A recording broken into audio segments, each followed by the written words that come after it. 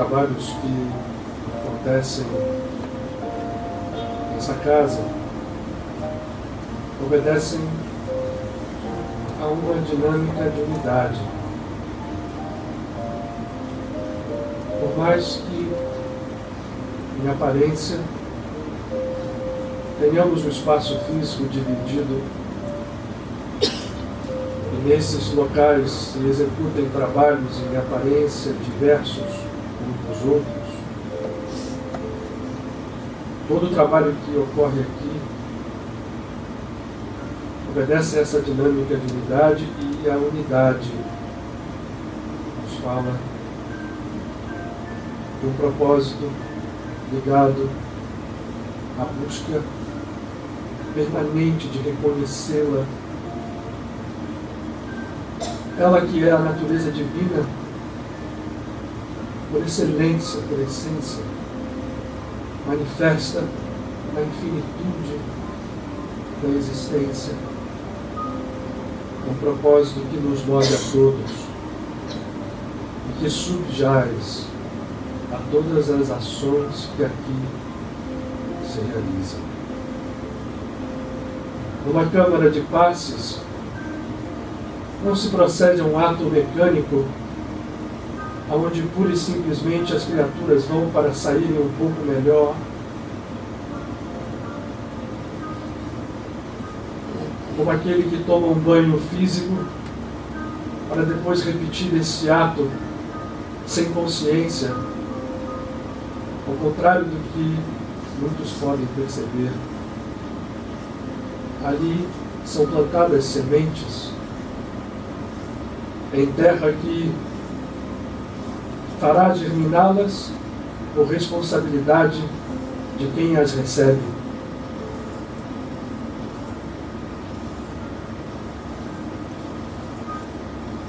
Em todas as salas, em todos os ambientes desta casa, os nossos amigos espirituais buscam todo o tempo manifestar, sob a aparência diversa de tudo aquilo que se faz aqui, a unidade que liga e interliga a tudo e a todos. Esta casa nasceu sob esta égide de buscar o mundo, mas buscá-lo como dizia Paramahansa Ramakrishna, buscá-lo como quem busca o ar quando está submerso em água, sem poder respirar, ansiar pela unidade. Que significa a nossa aproximação e a nossa manifestação do divino, ansiá-lo como quem anseia pelo ar que o faz viver.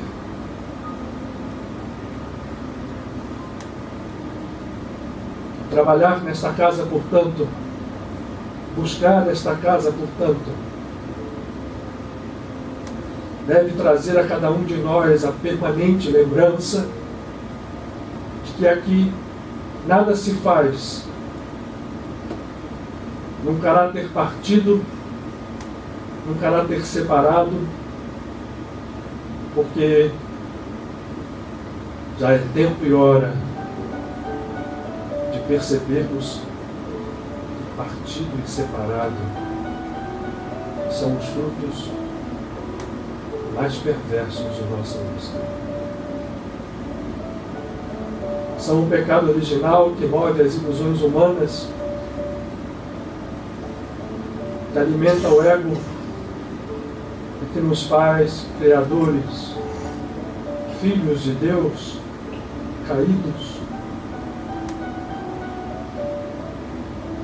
É chegada a hora de que o chamado que ressoa há milênios seja ouvido.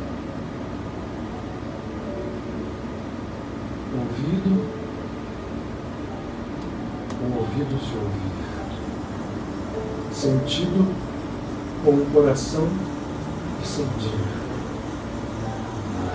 que manifesta em amor incondicional e força incoercível, o verdadeiro poder que rompe cadeias de ilusão, sejam quais forem, sejam aonde se manifestem, para retificar e despertar, para curar, cura profunda.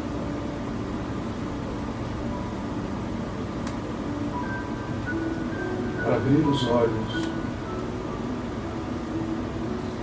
Não é à toa que Jesus de Nazaré, o Cristo, quando perguntado por aqueles que vestiam as túnicas do poder sacerdotal à época, poder esse que se repete tristemente em todos os tempos e religiões. Qual era a palavra mais importante da Torá? Jesus diz: está escrito, ouça, Shema Israel.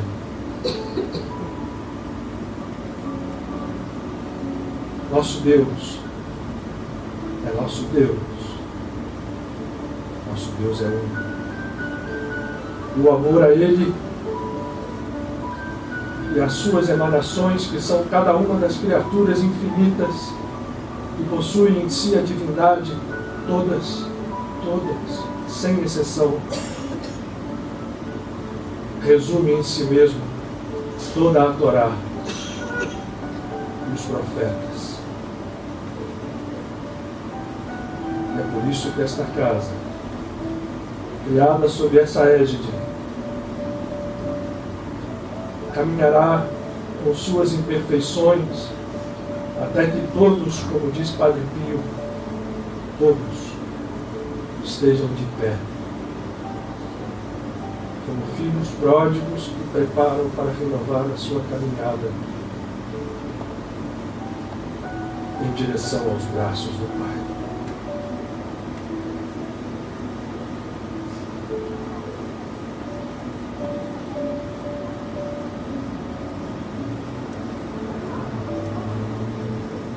Que a luz infinita faça morada no coração de cada um, daquele que busca auxílio e daquele que busca auxiliar.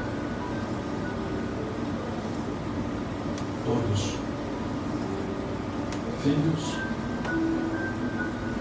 de um Deus, acima de toda a inteligência, de toda a definição, de toda a palavra, ainda que se manifeste pela palavra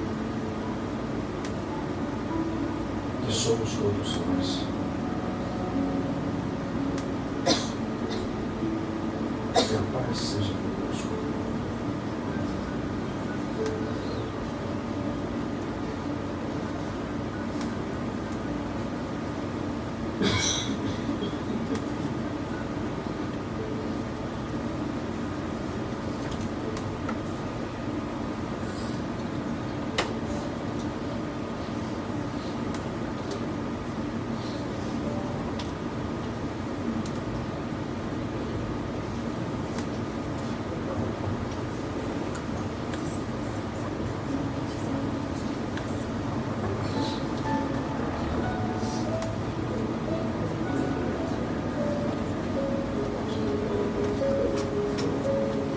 A todos, mais uma vez aqui, nós juntos, nossa busca comum. Sejam bem-vindos.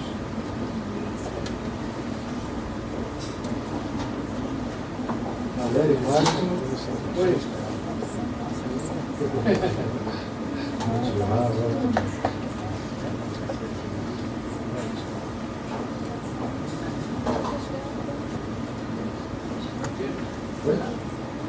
Não, agora não, mas depois a gente vai ter que começar, não precisa não, né?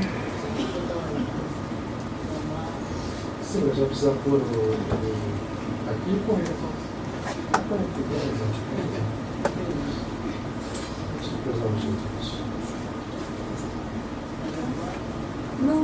Não sei, talvez eu deixar já a tela baixada para a gente não parar.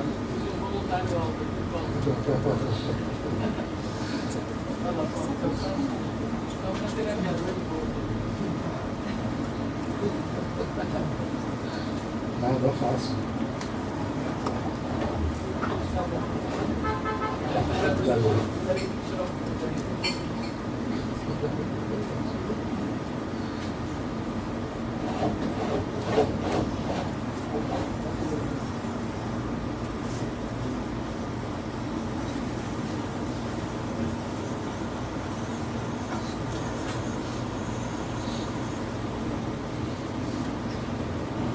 Temos avisos, né?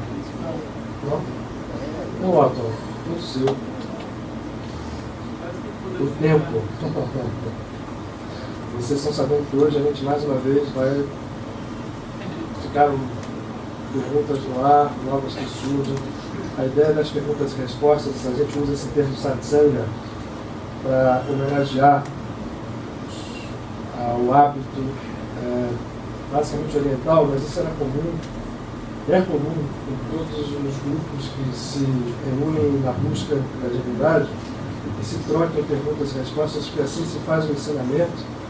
E falamos aqui da outra vez que Sangha é reunião de pessoas com o mesmo objetivo, caminho, né? O mesmo caminho. E Satsanga é o caminho do conhecimento.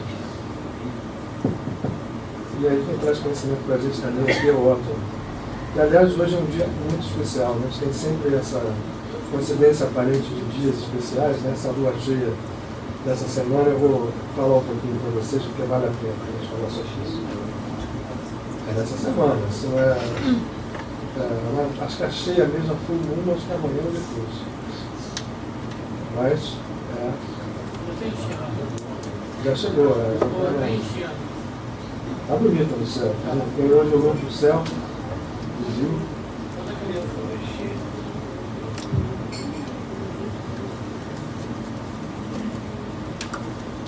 O Pequeno Príncipe, quando a raposa diz: eu sabendo que você vem às 3 horas, às 2 eu já me sinto feliz.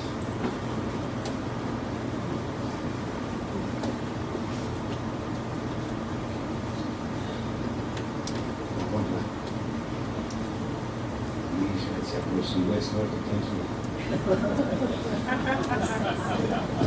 E a bilheteria hoje não. Eu vou pedir todos os ingressos.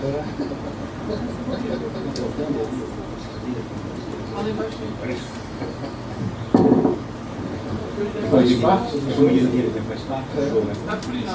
Já que não. Já que só tem 500 pessoas, eu não faço show. Eu ouvi isso. No meu tempo. Vamos lá.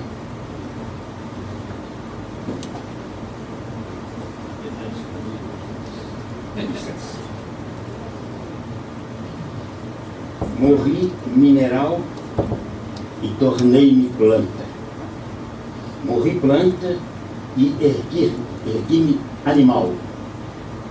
Morri animal e tornei-me homem. Por que temeria? Quando fui diminuído por morrer. Entretanto, morrerei ainda uma vez como homem, para voar a grandes alturas com os anjos abençoados.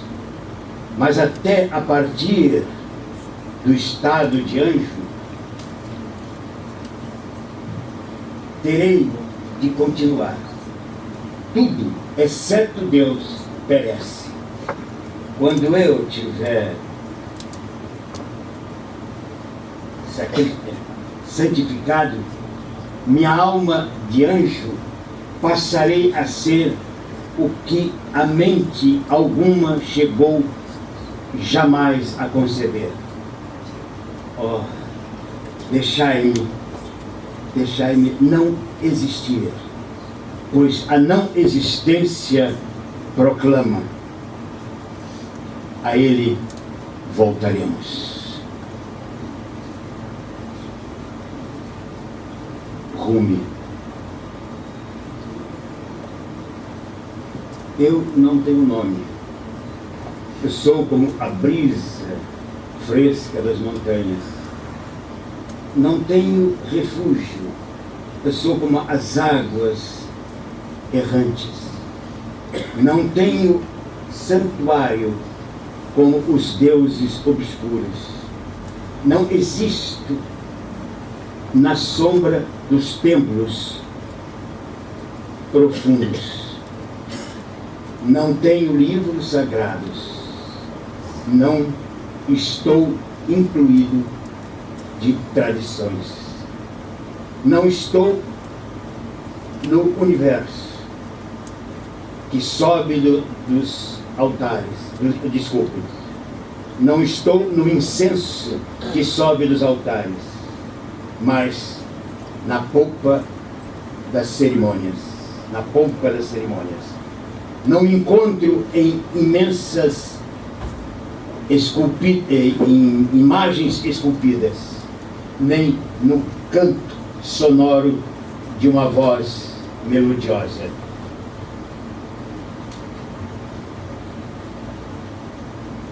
Não estou acorrentado por teorias, nem corrompido por crenças. Não me acho escravizado, nem a devota essência dos seus sacerdotes. Não estou iludido pelas filosofias, nem no poder das suas seitas. Não sou humilde nem glorioso. Eu sou o adorado e o adorador. Sou livre. Minha canção é a canção do rio que se projeta para o mar aberto, correndo, correndo, correndo, correndo. Krishnamurti.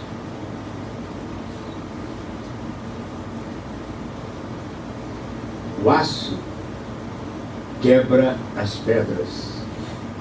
O fogo derrete o aço. A água apaga o fogo. As nuvens absorvem a água. A tempestade dissipa as nuvens. O homem resiste às tempestades. O medo conquista o homem. O vinho faz o medo desaparecer. O sono pode com o vinho, e a morte é o sono supremo. Mas a caridade, diz Salomão, salva inclusive da morte. Talmud.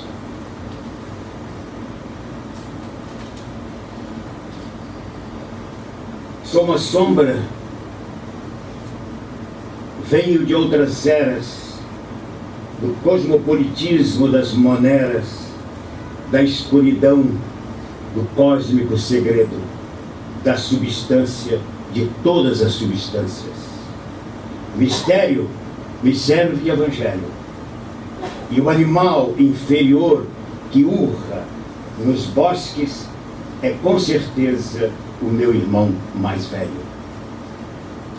Augusto dos Anjos.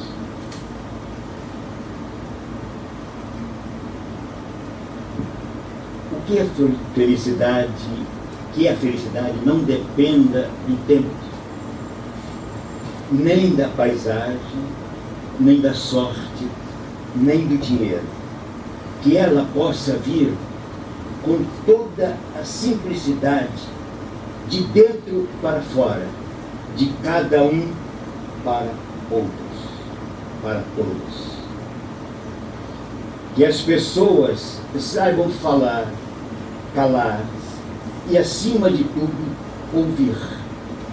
que tenham amor, ou não, ou então sintam falta de não tê-lo, que tenham ideais e medo de perdê-lo, que amem ao próximo e respeitem a sua dor, para que tenhamos certeza de que ser feliz sem motivo é a mais autêntica forma de felicidade. Carlos Drummond de Andrade. Os ventos das graças de Deus estão sempre soprando. A nós cabe levantar as nossas velas. Ramakrishna. Para terminar, você falou muito de ser feliz, felicidade, coragem. Teresa de Calcutá diz: aquele que traz alegria dentro de si, reza sem rezar.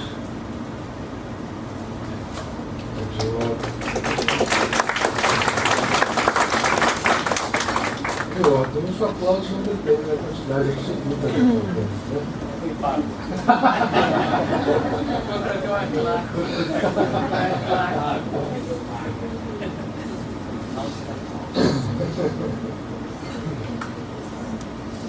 A gente tem muita sorte de ter aqui pra gente trazer esses textos tão bonitos e vividos de uma forma tão intensa como vividos. Vamos lá, gente. A ideia é perguntas e respostas. Né? Quem teve semana passada aqui pode começar. A ideia é fazer uma coisa organizada. O Marco vai ficar aqui anotando, mas eu antes queria fazer um parênteses muito importante em relação ao que nós estamos vivendo nesse momento.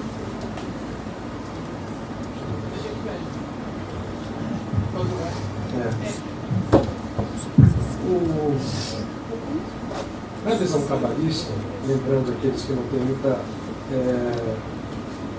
convivência conosco, nós, nessa casa não temos nenhuma acepção de doutrina, nem de escola, nós procuramos entender aquilo que une todas as visões da espiritualidade, não aquilo que separa.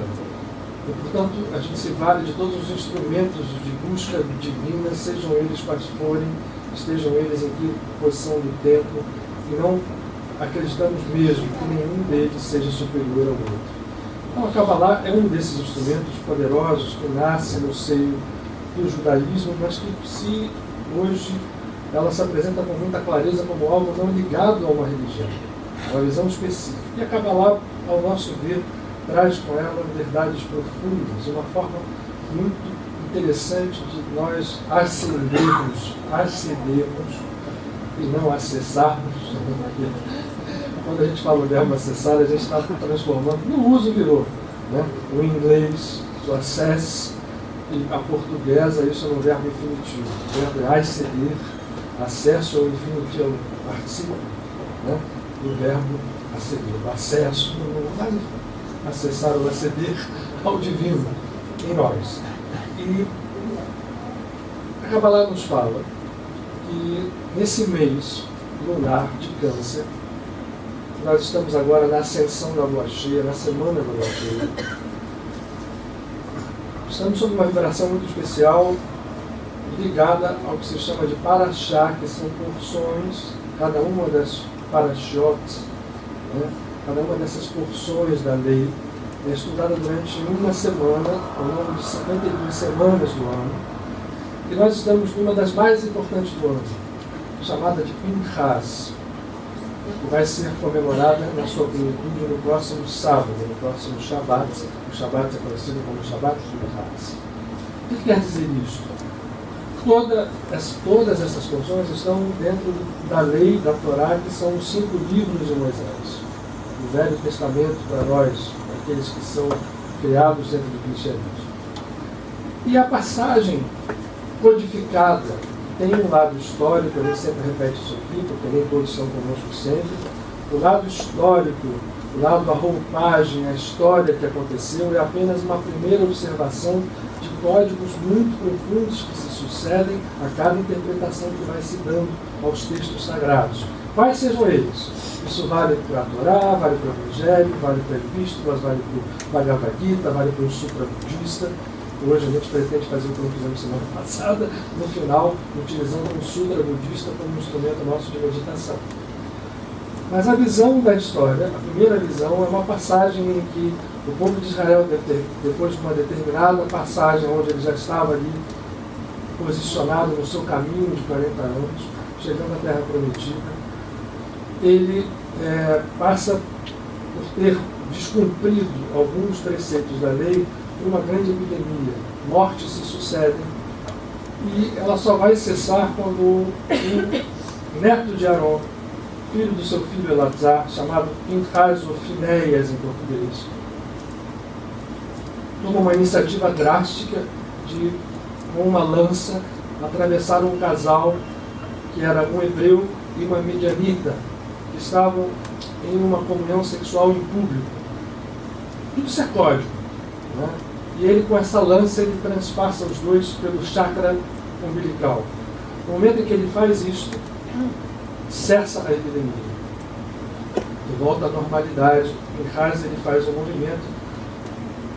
A gente imagina que os estudiosos, cada pequeno trecho disto tem um significado profundo. E a passagem pelo chakra umbilical significa o entendimento, chakra umbilical, esse chakra que está aqui posicionado, o segundo na altura, que é onde passado é ligado à energia sexual. Na verdade, só existe uma energia, a manifestação sexual da energia única. E quando ela é desgovernada, o que ele faz ao passar esta lança é fazer um movimento de união entre aquelas duas criaturas que estavam ali, transformando aquela energia numa balbúrdia, que gerava toda uma série de coisas. E ao fazer isso, esse ato de transpassamento, ele unifica aquilo que estava separado. E ao unificar o que estava separado, ele promove uma cura profunda. Portanto, esta passagem da Bíblia é estudada neste momento exato do ano, sobre o síndrome de câncer, e tem uma relação profunda com a cura em todos os níveis, não somente a cura de doenças físicas, que existe, sim, mas a cura de qualquer desequilíbrio fruto da nossa separação original. Seja a cura de estruturas emocionais desequilibradas, estruturas de vida desequilibradas, estruturas kármicas desequilibradas, estruturas financeiras desequilibradas. É a antítese da morte. Então, só para lembrar, a gente não vai se aprofundar muito sobre isso, mas para lembrar que estamos sob a vibração desta paraxá, atingindo a sua plenitude no próximo Shabat, no próximo sábado. E o livro que mais deixou ensinamentos a respeito disso é o Zohar. O Zohar, que é um livro atribuído pela tradição a Shimon Bar Yochai, que nós temos aqui como um dos mestres da casa, que está entre São Francisco de Paulo e Kardec, ali no meio. Foi um grande rabi, que viveu no século II, por altura do ano 100, na Era Comum, depois de Cristo, e que teve uma série de discípulos na Galileia, e que promoveu um entendimento profundo da Torá e o nascimento não o nascimento, mas a estruturação de uma forma poderosa dos conhecimentos espirituais profundos relativos ao que nós entendemos como Kabbalah. E o Zohar é o livro onde estão colocados os ensinamentos de Shimon Bar Yochai e de seus discípulos. Esse livro esteve desaparecido, só para a gente entender como as coisas são todas conectadas. Ele era conhecido, esteve desaparecido por séculos, e no século XIII, os templários, indo a Jerusalém, depois de terem se estabelecido lá na cruzada, em contato com os rabis, trazem esse livro a pedido, a gente vê como as coisas são muito juntas, né? A pedido de um santo cristão chamado Bernardo de Claraval, ou Bernardo de Clairvaux, fundador da ordem cisterciense, vinculada por sua vez à ordem beneditina. E os templários trazem, a pedido de Bernardo de Clairvaux, esse livro para ser compartilhado com os rabis, os que viviam naquela época na Espanha andaluz, onde tinha uma liberdade muito grande. E um rabino chamado Moshe de Leon compila esse livro e o leva à luz. Esse livro tem uma profunda força espiritual, tem força inclusive como instrumento vibratório, né? Você abre esse livro, quem tem sensibilidade põe a mão aqui e sente que as coisas aqui fazem sentido. Quando você coloca a mão na Bíblia, por exemplo, sente isso. Aqui está armazenada uma quantidade de informações poderosas e profundas e estamos sob a égide dessa vibração. Então, é só para que a gente tenha atenção para isso. Aqueles que quiserem, então, intensifiquem as suas meditações ao longo desses dias da próxima semana em função de curas que vocês queiram atingir em qualquer nível de suas vidas. Lembrando que a cura não é um instrumento mágico. Pode ser para você e pode ser para outras pessoas. É algo que nós podemos nos valer à medida em que a nossa consciência está desperta. A razão direta da cura é a razão direta do despertar do nosso estado de consciência para campos mais altos da vida, capazes inclusive de desfazer a estrutura pesada que se expressa sob a forma da lei do karma.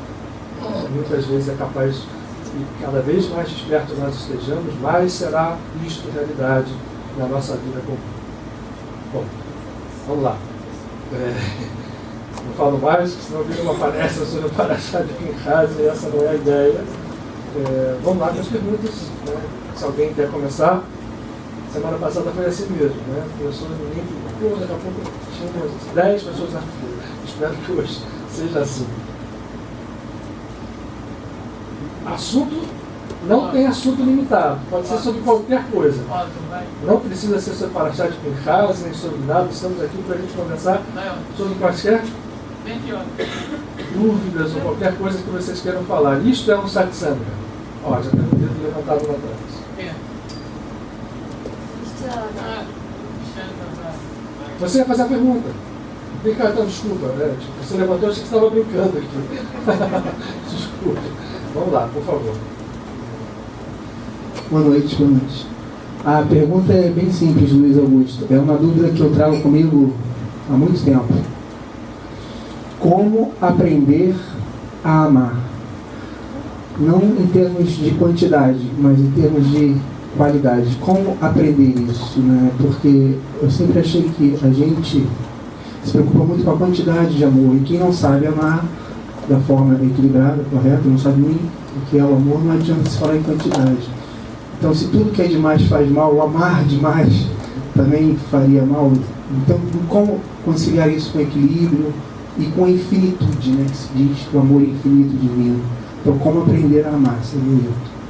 Excelente, difícil, depois eu vou dizendo logo. Se eu me atrevesse a dizer que eu tenho essa resposta absoluta para te dar, eu estaria te mentindo. Mas a gente vai compartilhar conhecimentos aqui.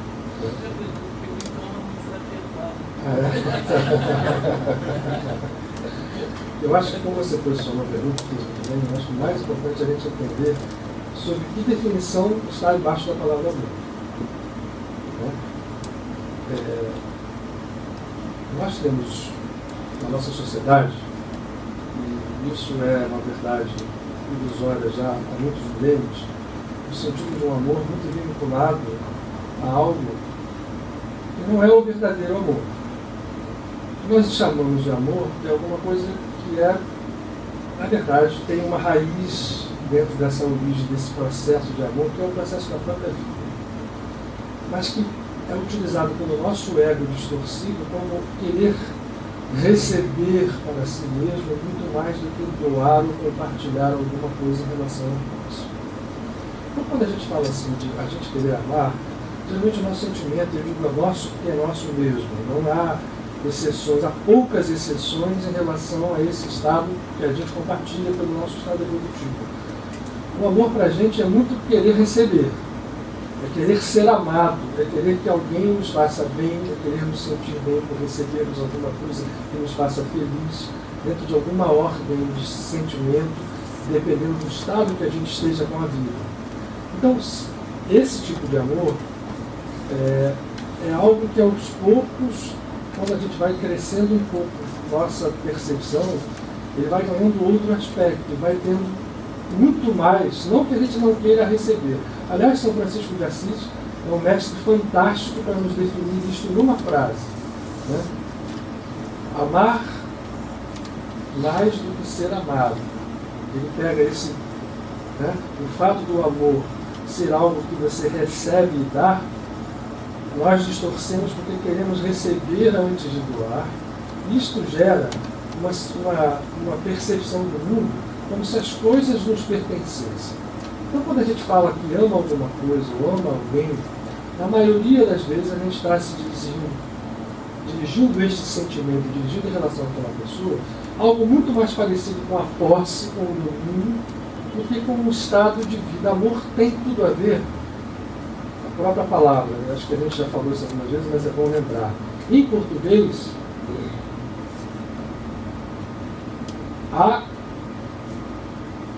amor, ausência, vamos fazer uma relação aqui, ausência da morte.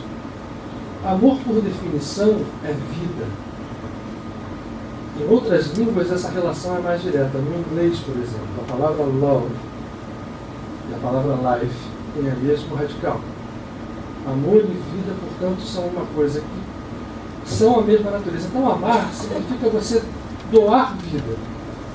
Primeiro, entender que tudo é vida. Então, tudo que acontece dentro desse universo, ainda as coisas muito desequilibradas, pertencem a esta vida.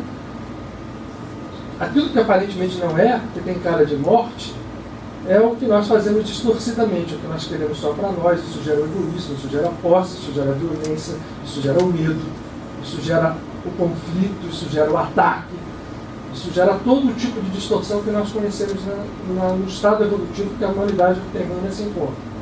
Mas amor é pegar essa energia, que não são duas energias separadas. A gente tem muito a entender que o amor e o ódio, por exemplo, né, sejam coisas de duas origens diferentes. O que nós chamamos de amor e chamamos de ódio, no nosso estado evolutivo, é o mesmo sentimento. Tanto que muita gente, de repente, ama uma pessoa e aquela posse é tão grande que quando acontece alguma coisa que desequilibra o processo, ela passa a odiar aquela pessoa. Nos relacionamentos pessoais isso é muito claro. Esse sentimento não era amor e ódio, mas era um outro sentimento, na verdade uma raiz só de algo mais puro que nós precisamos aprender a redirecionar dentro do fluxo que o cosmos harmonizado nos propõe. Na verdade, nós não somos nada para definir o que Deus quer de nós. Nós já sabemos que tudo nos indica cada vez mais que é um processo muito perfeito, harmônico, uma grande estrutura cósmica que nos direciona para algo grandioso, e essa grandeza não tem nada a ver com as relações que nós damos aos sentimentos atualmente. Essas relações são todas distorcidas e geram muitas distorções, em todos os níveis. Para você entender uma coisa em relação a isso, o taoísmo, no seu livro Capital, chamado Tao Te Ching, fala assim: no início era o Tao. Quando os homens perderam a relação com o Tao, surgiu a justiça. Quando a justiça surgiu, eu não sei exatamente, literalmente, tem a ver com a memória que vai me lembrar, a justiça gerou a separação gerou o conflito, e isto não tem a ver com o Tao. O processo desequilibrado que nós vivemos não tem nada a ver com o amor, ou seja, tem a ver sim, mas há uma distorção desse amor. Aí você faz a pergunta: como aprender a amar? Primeiro eu acho tudo, é nós revertermos esse filme e entendermos de que amor estamos falando. Para a gente amar verdadeiramente é um exercício, e a gente pode fazer.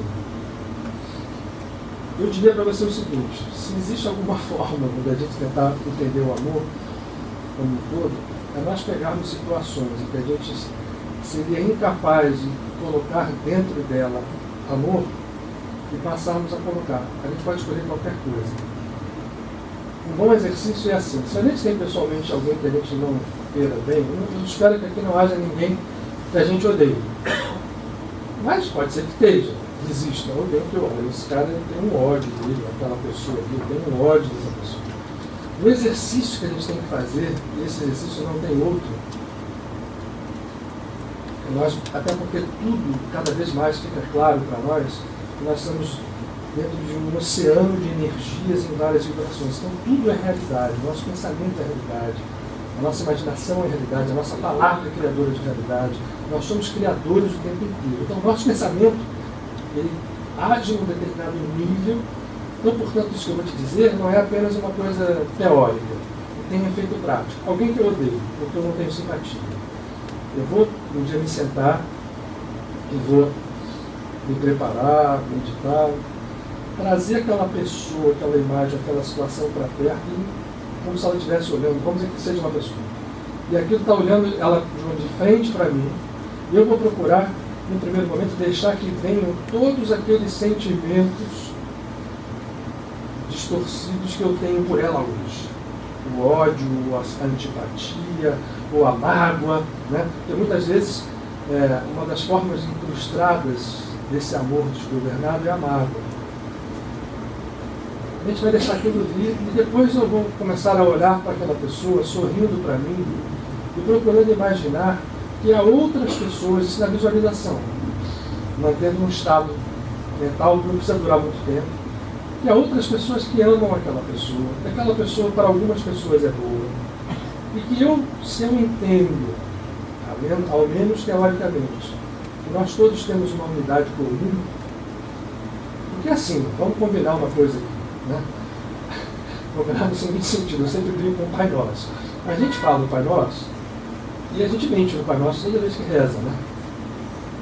Porque a gente fala, Pai Nosso, que estás no céu, santificado seja o Senhor, venha a nós o teu reino, seja feita a tua vontade, na terra e no céu, o pão nosso de cada dia nos dai hoje. Aí aquela interpretação lá, perdoa-nos as nossas ofensas, como nós perdoamos a Deus. É automático e mentiroso. O mentiroso eu estou trazendo agora para cá. Nós também falamos o tempo inteiro em unidade, não falamos? Nós somos um, né? Tudo é um. Só que isso está muito no nível teórico. Esses processos a gente precisa trazer a unidade para a realidade. Se eu acredito que é um, aquela pessoa que eu odeio, ou que eu tenho antipatia, ela está vinculada à unidade comigo em algum nível, que para mim não é claro agora por força de todos os conflitos que eu vivi com ela hoje, eu vivo hoje ou eu vivi no passado. Mas se eu insisto nesse processo, em algum momento a gente vai sentir, eu estou falando isso para vocês como experiência, tá? Então eu recomendo que se faça, porque não é uma coisa atirada por nada. Você vai olhando e você vai, em algum momento você percebe que aquela unidade, ela tem uma força maior do que a gente percebe, imagina. E ela vai passar pelo meio, né, daquelas imagens, daqueles conceitos, daquelas mágoas, tudo aquilo, e aquela pessoa vai aparecer com a sua face única conosco. E aí nós vamos dirigir a ela o verdadeiro amor. Amor, então, ele não pede, primeiro que ele não possui, ele não se julga dono de nada. O amor, por definição, é doador. Não que eu não queira receber, entendam bem, porque também doar, só o infinito, só Deus. Nós somos os seres que temos que equilibrar o receber e o doar. Mas nós estamos aqui com o receber e o doar, às vezes está lá embaixo a quilômetros de distância. Eu preciso trazer o doar para perto, para equilibrar. E esse processo de amar, e as situações mais, por exemplo, um terrorista. Vamos pegar, eu vou dar um exemplo bem duro, né? E bate na nossa cara mesmo. O sujeito que pegou um caminhão lá e atropelou 200 pessoas, a gente é capaz de amar essa pessoa? A resposta é não, de cara para todos nós, a gente vai entrando, né? Lembre a história da justiça, que funciona. E não quer dizer, quando a gente fala isso, que de repente você acha que aquela pessoa é um santo e vai amar, mas o exercício do amor vai passando por níveis e nós vamos chegando até a conseguir ter por aquela pessoa uma relação com a unidade. O espírito, quando atinge esses estados, não é que ele vá aplaudir a situação, não é que ele vá apoiar a situação, não é que ele não vá agir na situação, mas ele fará isto tudo com um sentimento de doação e de amor pleno. O exemplo mais poderoso que nós temos em relação a essa realidade é o Bhagavad Gita. O Bhagavad Gita também um código profundo que nos ensina o amor na sua plenitude. O que Krishna faz com Arjuna? Arjuna pensava que amava aquelas pessoas. Não sei se você falou alguma coisa, você conhece bem o Bhagavad Gita. Eram seus professores, eram seus parentes, estavam numa guerra que ia acontecer naquele momento, e ele estava de um lado da guerra e aquelas pessoas estavam na outra. E ele, naquele momento, estava dizendo: eu não vou poder atirar contra ninguém, que são os meus amigos, os meus professores, os meus irmãos. Eu não vou poder fazer isso. E o ensinamento mais profundo do Bhagavad Gita, aquele mais profundo, que mexe mais lá dentro, é que você, se você tiver amor dentro de você, você pode fazer qualquer ação externa. Que ainda assim o amor estará subjacente a ela. Isso é muito difícil da gente aceitar no nosso meio comum. Então vamos voltar para o nosso estado agora. Aprendizado de amor é nós pegarmos situações do dia a dia que a gente não sente equilíbrio, né, harmonia, pessoas que a gente não gosta, e fazermos esse exercício de meditação dirigindo para ela esse sentimento de doação, de percepção da unidade. E aí, o que vem junto com o amor? Necessariamente, às vezes até ele é preâmbulo disso. É o não julgamento e o perdão. Para eu poder ter amor pleno, eu tenho que passar por um estado de não julgar, e se eu julguei, de aprender a perdoar. O amor verdadeiro só nasce quando a gente tem dentro do coração da gente um estado de perdão. E isso também é um exercício. Você perdoar alguém, saber perdoar, é um exercício que você pode fazer. Da mesma forma, vale o mesmo modelo.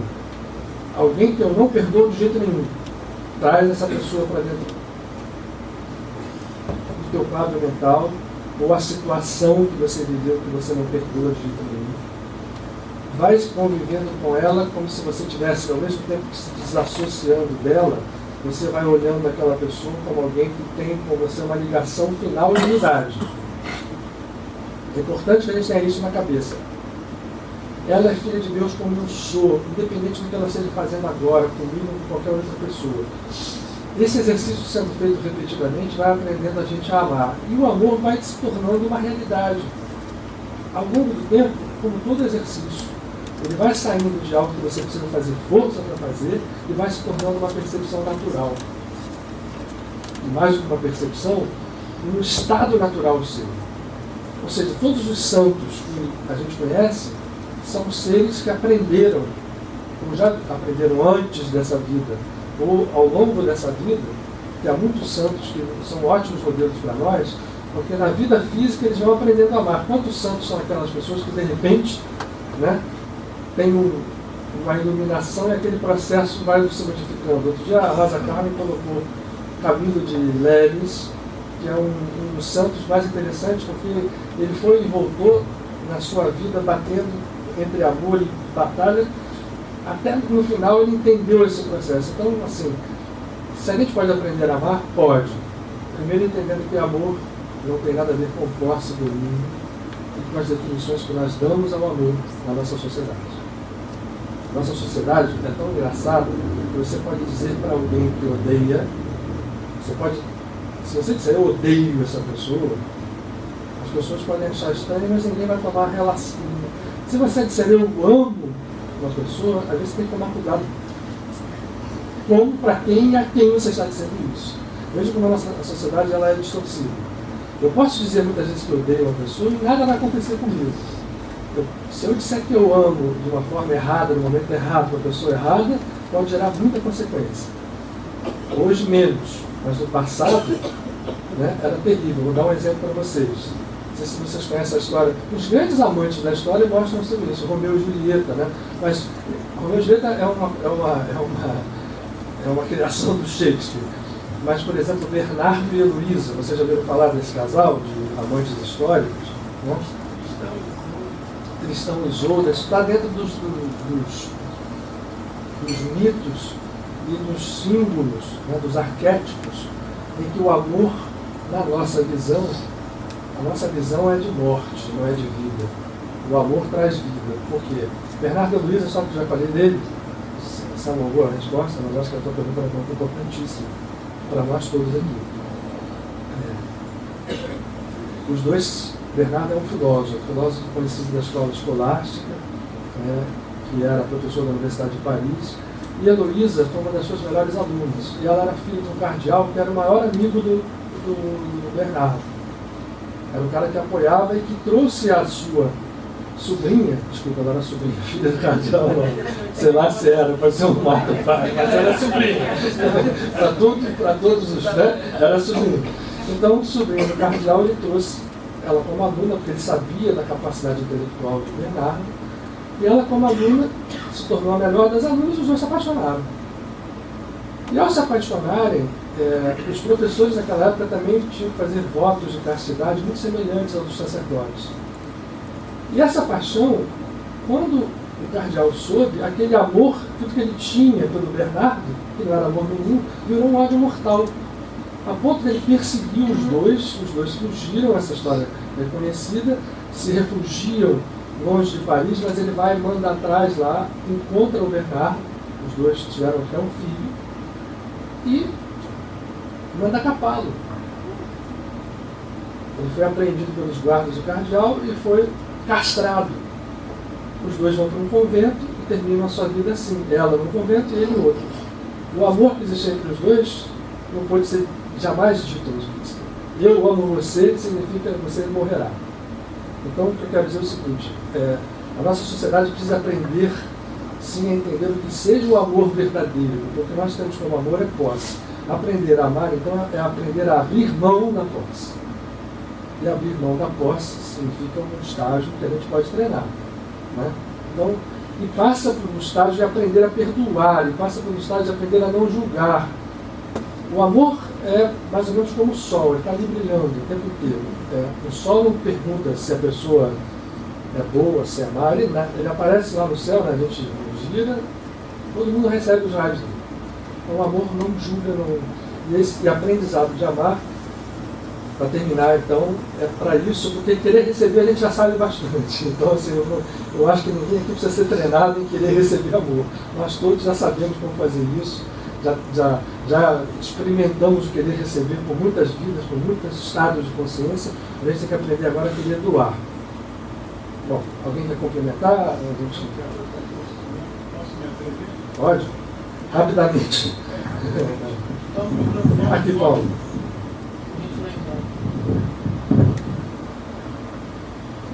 Queria fazer um pequeno reparo na sua pergunta, no enfoque da sua pergunta. Porque amor não se aprende, amor se desenvolve. Por aí. Tá? Se você quiser aprender amor, algo externo para você, ninguém jamais fez escola de amor no planeta, e quem pode fazer alguma escola séria, que a gente pode chamar escola, é o Criador com a vida. Essa é a grande escola de amor. Você desenvolve o amor. O amor está dentro de nós, faz parte da nossa essência. É a essência universal. Vocês terem uma noção assim, que para chegar nos limites do nosso raciocínio, se nós pegarmos a massa de qualquer ser humano, um de nós aqui, e multiplicarmos por 10 a 9, nós vamos encontrar a massa do planeta Terra. Agora, se você pegar a massa de um ser humano e multiplicar por 10 a menos 9, nós vamos chegar às partículas quânticas. E essas partículas quânticas, que são muito menores que um átomo, hoje a gente já sabe que é energia pura, elas montam todo esse universo material que nós, de bilhões, trilhões de anos, vejo as dimensões das coisas. E tudo é fruto do amor. Tudo está ligado. Não tem nada desligado. Então, nós, quando passamos a compreender isso, essa essência divina que está, porque os nossos órgãos, as nossas células, os nossos átomos, tudo está ligado pelo amor. Os planetas, o sistema solar, tudo funciona numa precisão incrível, porque é o amor, a grande essência. Eu aqui, aprendi aqui com o Luiz Augusto, porque eu nunca estudei cabala na minha vida, e vi aqui a árvore da Cabala, que ele mostra aqui com muito carinho, muito sério. Aliás, eu não estou discordando de nada que você falou, hein? Por favor. Eu só estou complementando. Eu não sou dono da verdade, eu não estou aqui. Tudo que você falou aqui, eu concordo e só estou querendo dar uma contribuiçãozinha. Tá? Então, a árvore da Cabala, ela existe porque tem a seiva, o amor que alimenta essa árvore, desde dos níveis inconcebíveis até os níveis, partículas quânticas lá, tudo isso, porque se você tirar o amor, aquilo ali viram pedras que caem e desmontam no chão. Não tem ligação nenhuma. Tudo é a mola do amor, a essência divina. Deus é amor. Tudo é amor. Então, eu vou parar por aqui para não prolongar, mas isso é uma coisa muito linda, cada vez mais linda. Até as coisas que parecem ruins são lindas, tem um motivo, e não se aprende a amar. Se desenvolve amor, vai sentindo, vai desenvolvendo, vai crescendo. E ele citou aqui de santos que se transformam, veio na mesma hora Santo Agostinho, um devasso incrível que de repente deu, e por aí tem muitos, entendeu? Então, não procure aprender o amor. Procure desenvolver o amor que já está dentro de você. Paulo, mas sem discordar de você... Sim, não, né? Estamos aqui ajudando. Não, só queria dizer o seguinte. Eu acho que o que ele diz como aprender tem a ver com o desenvolver. Na verdade, esse aprendizado é um desenvolvimento. Né? Então, assim, acho que você reparou uma coisa muito interessante colocar com a vida como um todo, mas o desenvolvimento de algo que já está dentro da gente é um aprendizado. Na verdade, nós não, levando a esse ponto, a gente não aprende nada, a gente só desenvolve as coisas todas que já estão dentro da gente. Então, os dois falaram a mesma coisa. Mas os gregos brincam muito bem com isso, eles têm até palavras. Eles dividiram o amor naquela coisa da porné, que é aquele amor que o neném tem pela mãe de subsistência, a filha, o amor do familiar, o eros, que é entre homens e mulheres, mas hoje em dia já passou para outros níveis, e o ágape, que é o amor incondicional, que eu acho que esse amor, que a gente sempre está buscando, esse amor incondicional. Tudo é manifestação de amor. Se você chegar a entender que o terrorista distorce a energia única, a energia viva, que cria tudo, todas as coisas, todas as pessoas, distorcer isso é um processo e a gente está vivendo. Por que razão disso? A gente ainda está muito longe de saber. Né? Peraí, mas... Agora é Cristiano. Cristiano. Você entra aqui depois na... Vem lá. Fala aqui. Vem cá, Cris. Ai, não, vou ficar com vergonha. Ah, mas tem que falar, porque acho que ainda tem gente lá embaixo. Ela está com vergonha. Por favor. Não pode repetir como a gente fez na semana passada? Então, não, eu queria saber assim, quando o que é o trabalho de desobsessão e quando ele é necessário? O que é um trabalho de desobsessão e quando ele é necessário? Damos o dial, hein? Ótimo, boa pergunta, tá? Isso é um satsang, é exatamente isso. Vai. Eu só queria falar sobre isso que você falou aí, exemplificando. Por favor. É melhor. Tá bom. Tem gente lá embaixo. É a primeira vez dele aqui. É a primeira vez que eu vejo. Ótimo. Então... Boa noite, pessoal. Exemplificando o que você falou aí de amor, eu acho que as pessoas têm que diminuir um pouco a timidez. A partir do momento que você se torna muito tímido, você começa a não se relacionar muito melhor com as pessoas. Tá? E exemplificando toda a situação, de você tirar as coisas ruins de dentro de você. Eu tive uma família lá que a mulher e o marido tinham algum problema comigo. E eu comecei a ter problema com eles. E numa situação do centro que eu frequento, eles disseram que a gente tem que fazer as pazes com os nossos inimigos. Quando eu escutei isso, eu fui lá e pedi perdão a eles, se eu tinha feito alguma coisa para eles, e eles me perdoassem. Ué, eu pensei que você tinha problema comigo. Nos tornamos ótimos amigos. Muito bom. Entendeu? Eu ando de moto. Eu ando de moto. Eu com a moto, eu paro o trânsito e deixo uma pessoa atravessar que esteja de muleta, coisa parecida. Entendeu? Eu vou no shopping, tem uma pessoa varrendo o chão. Eu, boa noite, como é que você está? Tá, não sei o quê. Aí, na próxima vez que eu volto lá, como é que você está? Não sei o quê, me abraça, não sei o quê, eu e minha esposa, enfim. A gente faz esse tipo de exercício. Você lembra como é que é o nome? Desculpa. Eduardo. Você lembrou uma coisa muito importante. Essas pequenas coisas têm um grande valor, realmente. Um sorriso. A timidez está ligada ao medo, e o medo é uma das formas, uma das antíteses. Né? Quando você melhora a timidez, você naturalmente começa a se relacionar melhor. Entendeu? E você deu a prova aqui. Luiz, a prova de amor incondicional. Luiz, o melhor exemplo. Obrigado, Eduardo. Você sabe qual é o melhor exemplo de amor incondicional? Você pega o seu cachorro e a sua mulher bota dentro do porta-mala. Abre 2 horas depois, quem vai pular em cima de você cheio de alegria? Isso é amor incondicional. Boa, boa.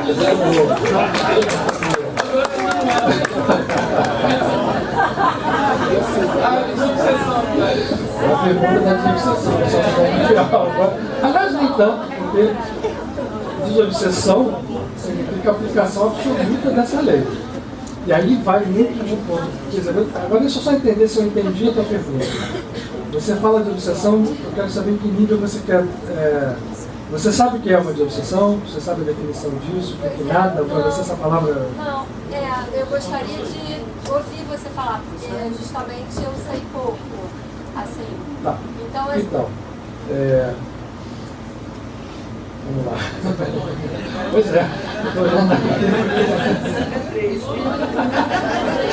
Eu tinha pensado em a gente fazer um encontro desse mensal, depois desses 2 juntos, a gente todo mês fazer porque vale a pena a gente trocar ideias, compartilhar esse momento. A palavra desobsessão, ela surgiu com a prática espírita, né? Todo o trabalho que o Kardec desenvolveu especificamente, mas o que a gente chama de obsessão é algo que existe, não só nos restringir a nossa humanidade que vive nesse planeta, desde que o homem é homem. Da mesma forma como a gente diz que a mediunidade ou a inter-relação de planos, né, da existência, porque não existe a morte, a gente só muda de casa, né, de casa vibratória. Ou seja, o que a gente hoje imagina que morre, a gente pensa que morre, só é uma carcaça que a gente usa e não pode ser confundida com o teu ser. Muito menos com o teu ser eterno e com seres de outras dimensões. Então, esse processo de intercomunicação é tão velho quanto o homem. E ele se dá na medida e na relação exata em que nós manifestamos, vou tentar ligar uma coisa com a outra, tá? Em que nós manifestamos essa energia da vida que o Paulo também chamou de amor. E que a gente pode distorcê-la ao máximo e criar estados, a partir dessa nossa, da utilização que nós, consciências divinas, utilizamos essa energia que pertence à própria criação, da qual nós somos parte inseparável. Está dito por muitos que nós somos deuses, e somos mesmo, pequenos deuses, adormecidos, poucos mais, outros poucos menos. Essa energia que a gente usa e distorce e manifesta gera uma série de inter-relações pessoais, né, de grupos contra grupos. E quando a gente deixa o plano físico, você vai para o outro lado, em outra dimensão planetária, só que você leva com você todo o grau e todo o cabedal de estruturas mentais, de sentimentos que você estrutura, seja nessa vida, seja aquilo que você traz antes. Então, quando eu vou para o outro lado, uma frase que é como eu continuo sendo o que eu sou. Então, imagina 2 pessoas que se odiaram, né, que usaram o amor dessa forma distorcida, um odiou o outro a ponto de agir fisicamente, vamos trazer o exemplo do campo físico, contra aquele outro, matou, né, assassinou o outro. Aquela pessoa assassinada, quando vai para o outro lado, para a casa vibratória, pode estar em vários estados evolutivos. Ela pode ser alguém que tem amor verdadeiro e aquilo para ela não significou nada, ela perdoou, não criou uma relação nenhuma, ao contrário, está utilizando o amor em toda a plenitude, essa energia da vida, perdoou e agora não é o mais comum. O mais comum é aquela pessoa que sofreu um ato contra a sua, né, de violência ou de agressão, seja em que nível for, eu estou trazendo para o físico para ficar mais claro, mas pode ser em qualquer nível, pode ser sutil, pode ser oculto, né? Pode ser alguém que tramou alguma coisa contra a outra a vida toda e aquela pessoa só vai descobrir quando chegar do outro lado. Essa pessoa pode se tornar um inimigo ferrenho da outra e procurar prejudicá-la. E, infelizmente, essas histórias terminam só quando o círculo vicioso se rompe, porque o que ela vai fazer, essa pessoa assassinada? Ela vai procurar se tornar um inimigo e vai procurar prejudicar a vida daquela pessoa em que plano ela esteja. Se a outra ainda está viva, ela vai, se ela for uma pessoa já capaz de fazer isso, ela vai estar ali odiando, vai utilizar energias, pensamento, forças mentais, forças vibratórias para prejudicar aquela outra pessoa, a ponto de ou trazê-la de novo no plano, vamos chamar, não físico, ou fazê-la ali sofrer todo tipo de desarmonias, doenças, desequilíbrios em toda a sorte. Colocando um caso assim muito simples, mas isso pode ser crescido em muitas dimensões. Esse processo realmente não termina aí. Aquela pessoa que assassinou e que depois foi prejudicada pelo outro, vai continuar se achando prejudicada e vai tentar devolver aquilo. Esse processo geralmente se torna, portanto, um ciclo vicioso. E vai, às vezes, durar centenas de anos. O que é uma desobsessão? Se torna uma obsessão. Né? A palavra obsessão está aplicada para alguém que eu estou dirigido para aquela pessoa, para aquela situação, até atingir o objetivo que eu quero. Seja destruída, colocá-la debaixo do meu poder, né? Atrapalhada de todas as formas que eu quero.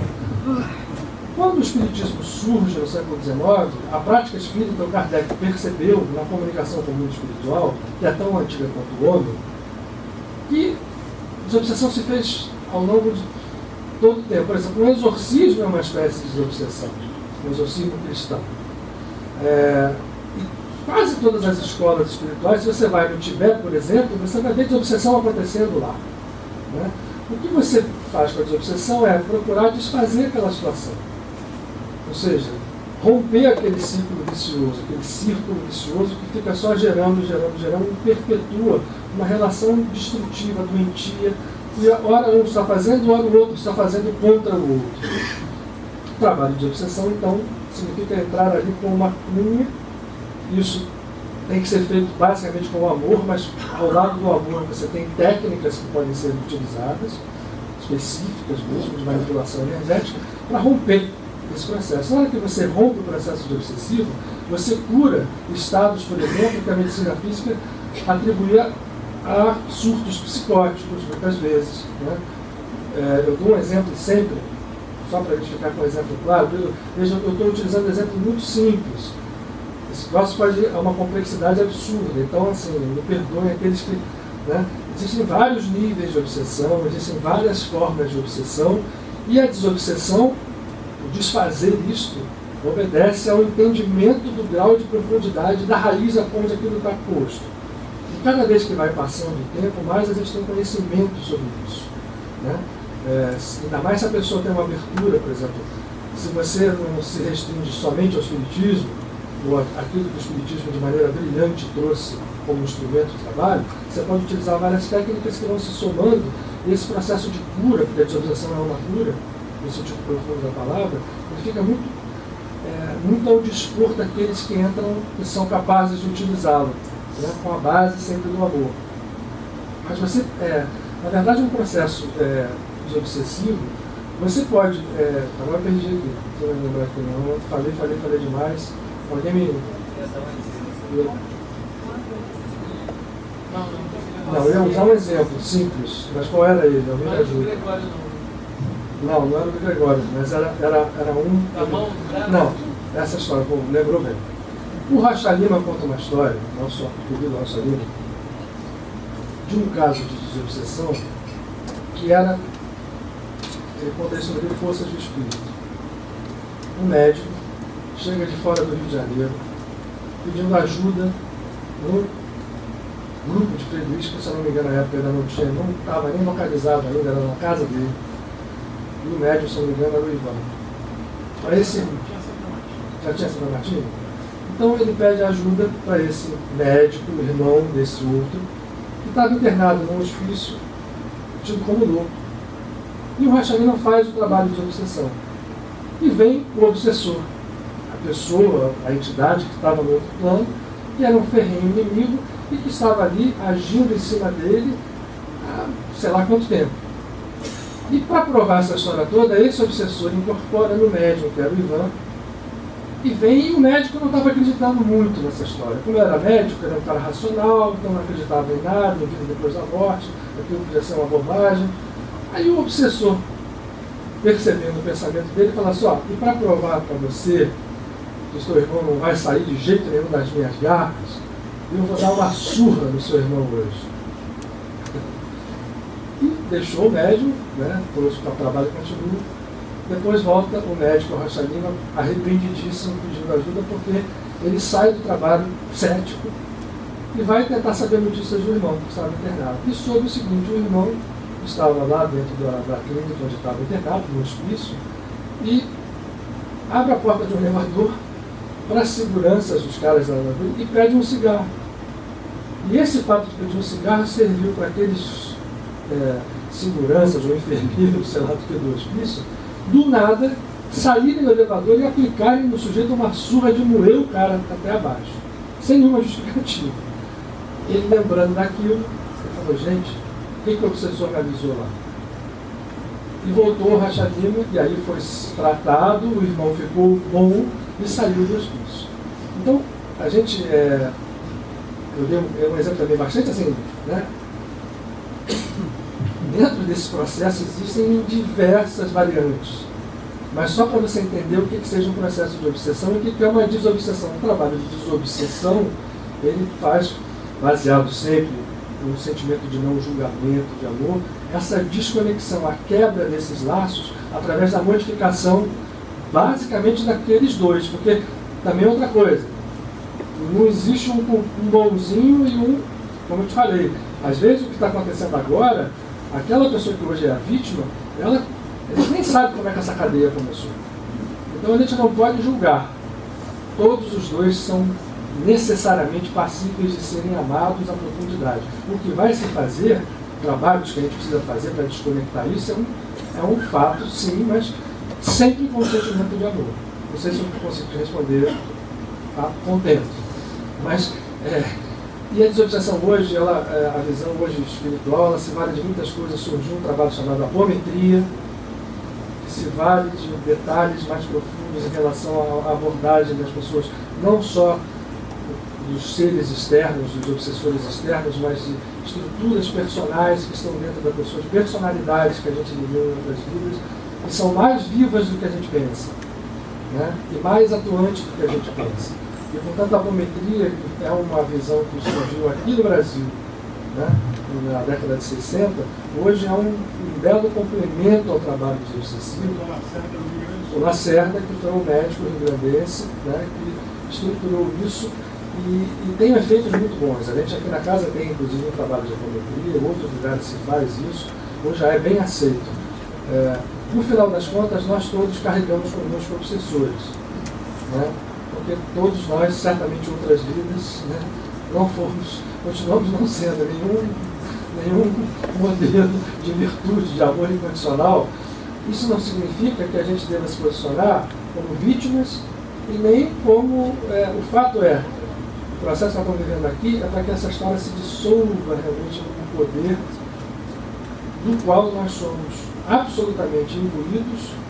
Nós recebemos esse poder quando fomos criados pela presença divina e não podemos abrir mão dele. E para utilizá-lo, temos que ser como Deus é. Né? Sede perfeitos como o Pai Celestial. Alguém, a Lúcia está querendo falar? Agora eu não pode falar. Você passa lá. Microfone. Vocês estão ouvindo? Não. Ela quer saber na prática, qual a maior defesa contra o obsessor, contra a obsessão? Então, vamos lá. Essa resposta a gente divide em graus também. Vamos para o grau ideal, que é o que nós temos que perseguir. A obsessão só acontece quando tudo nesse mundo dual, dois polos interagem. Tá? E interagem de uma forma desarmônica. O que a gente tem que fazer para que nós sejamos absolutamente imunes? Um ser que se cristifica, vamos usar esse termo, que faz a sua realidade divina se tornar efetivamente a sua realidade, não só uma realidade potencial, né?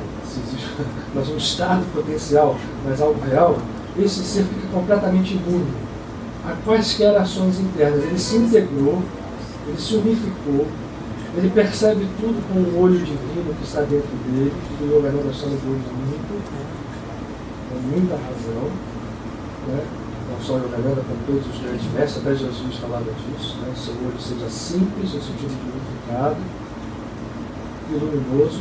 Então ele percebe tudo dentro desse foco divino e, portanto, ele está num estado vibratório tão elevado que nada pode atingi-lo. E essa é a grande defesa, eu diria, o estágio final de defesa contra esses estados obsessivos. Para isso ele precisou enxergar todos os seus inimigos como irmãos, precisou pedir perdão a quem tinha que pedir perdão, precisou perdoar quem tinha que perdoar. Na verdade, as coisas são uma só, a gente tem que perdoar e pedir perdão quase que a todo mundo, né? Porque o ciclo vicioso é o que nos está comandando agora. Então, quando a gente tem esse estado, fica cada vez mais difícil dessas energias chegarem a nós, porque nós vamos ser alvos de outros tipos de ação, né? Não mais ligadas ao nosso campo pessoal, mas provavelmente ligadas a outras áreas de atuação do nosso espírito. Vamos dar o caso máximo, Jesus, né? Ele e outros grandes mestres não tinham karma nenhum e eram imunes a qualquer influência negativa.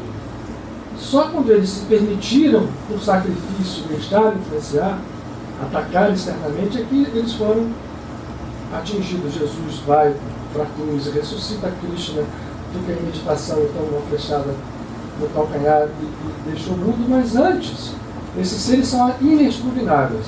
E quando a gente não atinge esse estado, sim, todos sofrem. Padre Pio, todos têm essa possibilidade, mas se tornam, eles passam a ser, eles são imunes aos obsessores próprios, vamos chamar assim, e passam a sofrer ataques de outros tipos de força. Aí, não, nem é auto-obsessão. Aí eles são atacados porque são os seres que estão ali trazendo luz e o interesse, muitas vezes, que aquilo não aconteça. Então se tornam alvos de inimigos que não são inimigos pessoais, vamos chamar assim. São inimigos de obras, são inimigos de trabalhos, que se passam a atacar aquela pessoa porque ela é um canal de luz, né? Jesus e outros grandes avatares são inexpugnáveis. Ela deu o exemplo de Padre Pio, que é um santo, não era inexpugnável. Então veja, enquanto nós não somos inexpugnáveis, a gente tem que aprender o quê? A se defender. Então todos os dias, gente, a melhor defesa é nos autoanalisarmos, utilizar a oração como instrumento de trabalho. Oi? O Ho'oponopono é um belo instrumento que você utiliza uma estrutura de aprender a pedir perdão e a perdoar e a amar. Funciona também, bem lembrado. E utilizar algumas coisas que nos ajudam. Coisas externas, por exemplo. Certas coisas funcionam. Só que não podem serem entendidas como coisas separadas de um processo. Não adianta, por exemplo, eu tomar um banho de descarga, que é uma coisa boa, para a gente se defender de vibração negativa. Se eu tomo banho de descarga, mas lá por dentro eu continuo. Jesus tinha falado para os fariseus, né? Vocês são sepulcros caiados, lavam as mãos, fazem todo o ritual de limpeza, mas por dentro.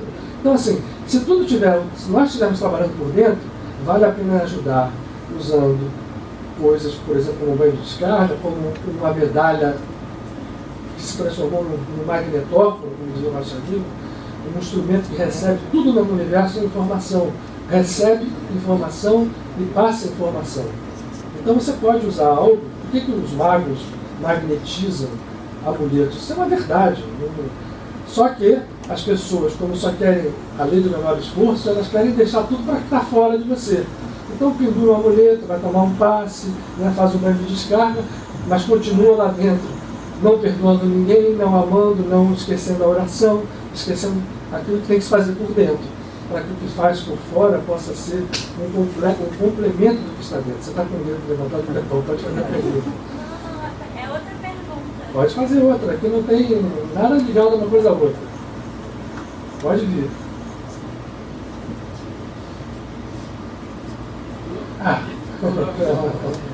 Só brincando.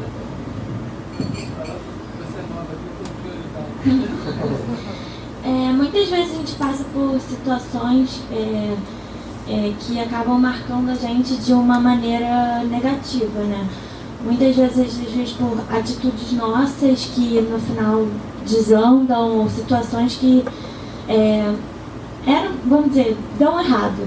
E muitas vezes isso causa, assim, machucam a gente ou pessoas que nos amam. E essas situações acabam se tornando muito dolorosas de se reviver e de se pensar nelas e, assim, tentar reverter esse estrago que elas fizeram. Assim, algo como um trauma ou alguma coisa assim. E principalmente quando tem pessoas, quando você se sente um pouco culpado, não consegue se perdoar, ou quando pessoas que você ama também fizeram coisas que você não concorda, você não consegue perdoá-las. E a minha pergunta, acho que tem um pouco em torno disso, como a gente consegue encarar isso, entendeu? E trazer isso, assim, da maneira espiritual, né? E tentar trazer isso para um lado de um crescimento espiritual e não de um bloqueio. Porque muitas vezes isso acaba bloqueando a nossa vida cotidiana, até a nossa capacidade de pensar, de amar, de interagir. Então, assim, como é que a gente consegue reverter, assim, esses processos? Tá. Como é teu nome? Mariana, você foi excelente, porque acho que você relatou aqui algo que todo mundo se identificou, né? Todo mundo aqui já viveu isso em algum momento da sua vida e você não está vivendo agora. Então, foi ótimo a pergunta, isso mesmo. Olha, esse é o nosso drama. Certo, não estou brincando não, é o drama da humanidade. A nossa humanidade vem com isso em diversos níveis, desde os níveis mais pessoais até os níveis nacionais, de uma nação contra outra, né? Se achar ofendido e devolver, magoado e ficar incapaz de... E aí o que acontece? Pode acontecer várias coisas, uma delas você descreveu muito bem. Aquilo vai ficando como um trauma, vai bloqueando. Isso é estrutura, isso é energia, tudo no universo é real. Então, os sentimentos, os pensamentos têm a sua realidade, inclusive que precedem a realidade física, estão conectadas a elas. Então isso é muito real. Quando eu tenho um sentimento acumulado, aquilo não é só uma imagem, nem um símbolo, não é uma coisa que está no ar inexistente. Aquilo é energia que fica acumulada em algum lugar do nosso sistema, que é um sistema muito mais complexo do que a gente pode imaginar, ainda que o corpo físico, por si só, já seja algo impressionantemente complexo. Mas ele é apenas a ponta do iceberg de uma estrutura muito maior. Então tudo que a gente vive, cria, não vive, magoa, fica ali dentro da gente. Como é que a gente faz para se livrar disso, desse drama? Existem várias. Olha, tem que aprender a amar, tem que aprender a perdoar. Ok, mas como é que faz isso? Né? Como é que eu desenvolvo, usando a boa nomenclatura que o Paulo usou, para que isso possa, essa luz, né, o símbolo mais próximo que eles têm, a luz que ela saia e vai limpando a outra luz que está ali sob a forma de algo estagnado e repõe aquilo num nível harmônico. Né?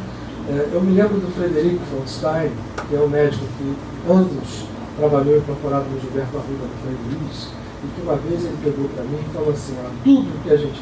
Nós somos um rio de energia. Cláudia, não é mulher pagar hoje, não? Estou brincando com a Cláudia, ela sabe a brincadeira que eu fiz. É porque eu realmente, às vezes, pego apago, e às vezes que eu estou aqui na frente, ela disse, eu não consigo... A pessoa nem viu o que eu escrevi e já apaguei. Ela chamou a atenção de uma coisa realmente importante. O Frederico uma vez me chegou e disse assim, Augusto, conversando comigo, o ser humano e tudo é um rio de energia. Vocês estão vendo aqui uma coisa muito mais bonita do que eu vou desenhar. Mas vamos lá. Isso aqui é energia que corre com determinados... É um processo, é um sistema absolutamente complexo, regido por algoritmos ou por comandos estruturados complexos que vão remontar a mente divina, mas passam pela nossa mente individual, no nível que a gente esteja. E essas energias correm e deveriam correr absolutamente harmônicas. Doença é estagnação, enrolamento, nódulos, sejam doenças psíquicas, sejam doenças físicas. A energia que deveria seguir um ritmo de circulação qualquer, de repente se distorce, transforma-se num nódulo e aquilo ali fica, é um sentimento, é um câncer. Seja onde ela se apresentar, ela vai se apresentar de uma forma distorcida. Então o que nós temos que fazer é desmodelar esse bloqueio, esse nódulo. E o trabalho de qualquer medicina, seja ela, porque isso é medicina, né? Você falou uma coisa, como é que eu faço para tirar, por exemplo, um sentimento de mágoa, que você falou, alguém te fez muito mal, ou alcançou, aquilo entrou dentro do teu sistema e ficou ali nodulado em um determinado processo. Você vai ter que atacá-lo para poder desfazer. E o processo que a gente tem, existem vários, é isso agora que eu queria te responder. Alguns muito simples, você pode utilizar. Né? Você vai, olha, eu quero terminar isso, então eu vou encarar a situação, vou procurar revivê-la, né, você mesmo, e aquilo, um trabalho próprio de oração, ou Ho'oponopono, como ela disse, pedindo perdão às pessoas, ou às situações, pode fazer. Agora, existem várias técnicas hoje de terapia que transcenderam os limites físicos, que permitem, por exemplo, a terapia de vidas passadas, terapias de vidas passadas integrada a outras terapias, uma terapia que aparentemente não é nem espiritual, mas tudo é espiritual, as constelações familiares. É um belíssimo. Hoje nós temos a nosso dispor vários instrumentos auxiliares para que a gente lide com essas estruturas vibratórias. Todos eles são válidos. E necessariamente nem deles a gente pode precisar. Se a gente estiver disposto a encarar mesmo, então olha só, eu sei que eu estou aqui. Porque às vezes tem coisas que a gente nem sabe. Então, tão aprofundadas no nosso inconsciente que uma terapia vai auxiliar a buscar aquilo lá, porque mergulhou de tal forma dentro do inconsciente, e mergulhar no inconsciente não significa que ela está ali parada, está imodulada, mas está agindo, está influenciando. Na verdade, o nosso inconsciente é 99% do nosso ser. As forças inconscientes agem fora do nosso controle, e o que é consciente é só um pouquinho. Então, nós precisamos trabalhar no consciente para poder mergulhar nesse inconsciente, seja o sub ou seja o super. E as técnicas de meditação, por exemplo, propõem, vai para o teu superconsciente e depois você vai mergulhar no teu inconsciente e vai lavar tudo. É uma forma. O Ho'oponopono vai por ali também, vai ancorar lá na tua essência divina. Mas há terapias que podem te ajudar a fazer isso de uma forma. Um terapeuta de vidas passadas, por exemplo, te ajuda a lidar com esses traumas, desde que seja uma pessoa séria, para que você aprenda a colocar amor aonde só existia mágoa, aprenda a colocar entendimento, perdão, um pedido de perdão, aonde você não conseguia nem pensar na situação, né? Aquilo revivido traz todas as forças de volta e o corpo responde como se você estivesse vivendo aquilo. Então, o teu corpo, quando a gente fica preso na mágoa, aquilo é revivido a cada momento que você pensa. Vocês já pararam para pensar quando a gente fica, né? O pulso, né? Tudo. Tem gente que quando passa uma coisa que passou, né? Você vai entrevistar alguém, a pessoa começa a lembrar daquilo, volta todo a tempestade emocional, todos os sentimentos que estão presos. Então, Mariana, não desiste, é uma coisa importante. Quando a gente se determina a crescer espiritualmente, não se deve desistir e não se deve achar, por exemplo, eu não estou conseguindo porque eu não sou nada, porque isso, por aquilo. Não. Nenhum de nós, se a gente não desiste, nenhum de nós deixa de receber, vamos chamar assim, a força e os resultados vão começar a aparecer. Então, assim, eu sempre recomendo, é muito importante, se você ora todos os dias, em estados de consciência, você está se entregando a uma força superior, faz isso durante um tempo que você vai ver como começa a responder na sua vida de uma forma diferente. A meditação, seja qual for a escola meditativa, ela ajuda também.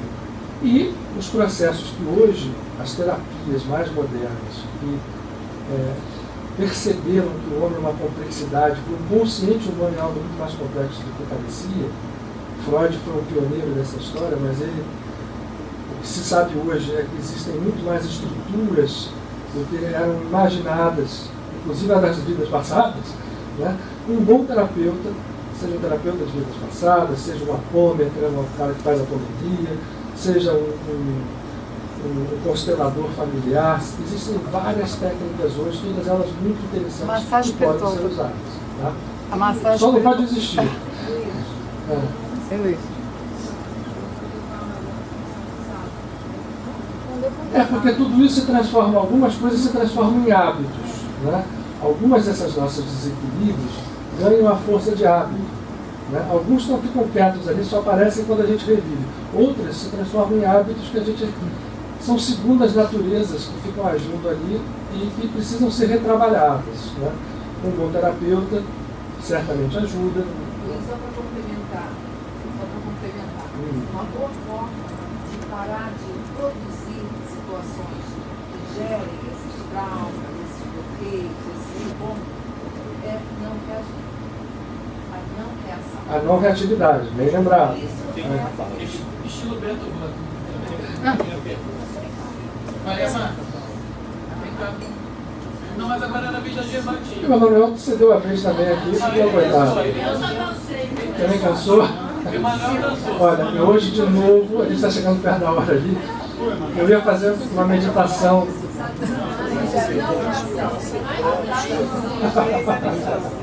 Mas o 3, né? Porque assim, eu queria muito compartilhar com vocês. Deixa eu usar uma coisa aqui. Bom, já que a gente não vai fazer. Bom, quem quer fazer alguma outra pergunta? Que eu Mas você também. Você vai fazer a pergunta? Depois eu passo para você. Ó, a gente tá... Eu não gostaria de passar muito do tempo.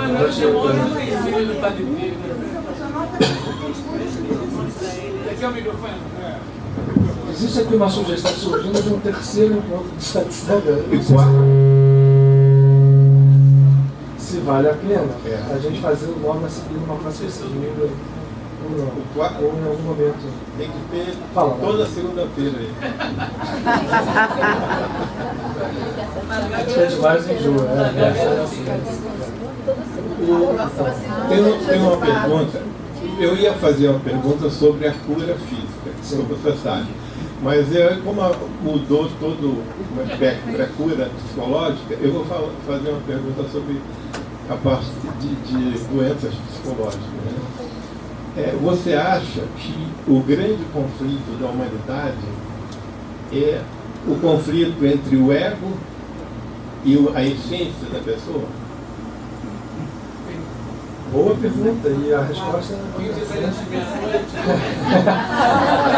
não, mas eu vou tentar ser simples e direto, assim, para não deixar de falar. Até porque emenda com o que eu queria fazer, não vou fazer, mas vou deixar aqui no ar para a gente no próximo encontro. Eu acho que sim, é um conflito, na verdade, assim, eu diria que só não é um conflito entre a essência e o ego. A essência não se conflita, mas o grande conflito é o ego, talvez consigo mesmo, por ignorar a essência. Eu entendi o que você quis falar. Eu estou tentando dar outra palavra ao que você disse. Mas é esse mesmo. É o conflito do ego, se acha dono de tudo, poderoso, né? É o ídolo. Né? Quer dizer, você idolatrar alguma coisa é você projetar em alguma coisa que não é a essência divina, uma falsa realidade, uma realidade parcial, a realidade do ego. Enquanto ela durar, estaremos vivendo essa ilusão. Quem reage é o ego. Basicamente, o ego é aquele que quer receber, que reage, que se sente atacado, que quer possuir. Não abre mão de possuir tudo, que acha que o universo cabe nas mãos dele. E às vezes os egos têm braços muito grandes, né, que podem abraçar coisas, mas sempre será limitado. O ego é limitado por natureza, a essência é ilimitada. Causa de todo jeito, vai gerando. Gera todo tipo de distorção possível. Principalmente dentro do nosso estado psíquico. Né? Isso exatamente. Bom, Valéria. Valéria. Manda o primeiro.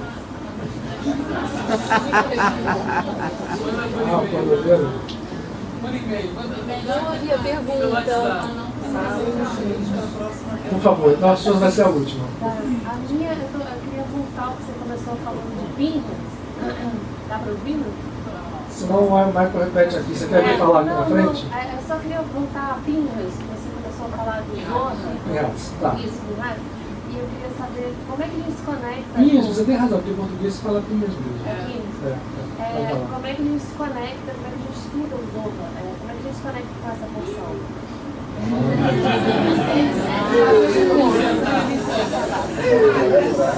Olha, uma forma legal de fazer, simples, né? Então, como é que se conecta olhando o Zorra? Se estuda. Você tem o Zorra?